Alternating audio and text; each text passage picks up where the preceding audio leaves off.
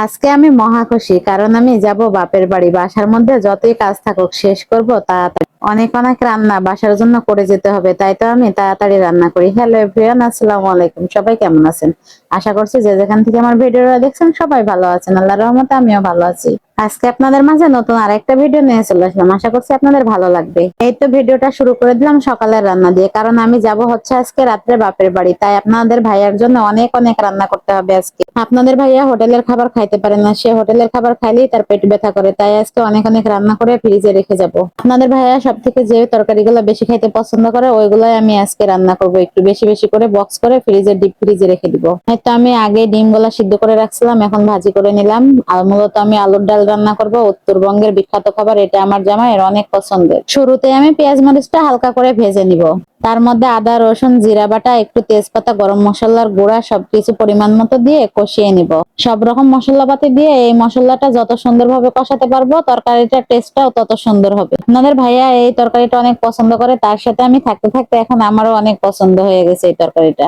আলুটা আগে থেকে সিদ্ধ করে রাখছিলাম। আলুটা যেভাবে ভর্তা বানায় ওভাবে একটু ভাঙে নিতে হবে, একটু হালকা হালকা গোটা থাকবে, কিন্তু পুরাটাই ভর্তা বানাইতে হবে। এই তো সাথে টমেটো দিয়ে আরো সুন্দর করে কষিয়ে নিব। কথাটা আগে থেকে বলা ভালো, এখানে কিন্তু আমি কাউকে রান্না শিখাচ্ছি না। আলহামদুলিল্লাহ আপনারা অনেক ভালো রান্না করতে পারেন আমার থেকে। আমি যা পারি সেটাই আপনাদের সাথে শেয়ার করি। যদি ভালো লাগে অবশ্যই ভিডিওটা লাইক কমেন্ট করে পাশে থাকবেন। যদি আমার ভিডিও আপনাদের কাছে খারাপ লাগে সেটাও আপনারা কমেন্ট করে জানাতে পারেন, ভুল সংশোধন করে নেব ইনশাল্লাহ।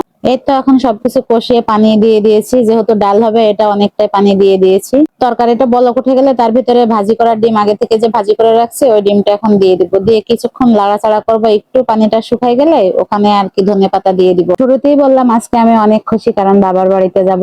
তাই বাসার মধ্যে অনেক কাজ আপনাদের ভাইয়ের জন্য রান্না করতেছি, তবুও কষ্ট লাগতেছে না যে আজকে আমি বাবার বাড়িতে যাব অনেকদিন পরে। এরপরে আজ পর্যন্ত কোনো ঈদ বাবার বাড়িতে করি না। 14 বছর পরে এই প্রথম মনে হয় আমি বাবার বাড়িতে ঈদ করতে পারবো, তাও আবার কুরবানির ঈদ। সবসময় শ্বশুর বাড়িতেই কুরবানির ঈদ করা হয়। যাই হোক, সব মিলিয়ে আমি অনেক খুশি। আমার বড় মেয়েটাও অনেক খুশি, নানা বাড়ি যাবে সে।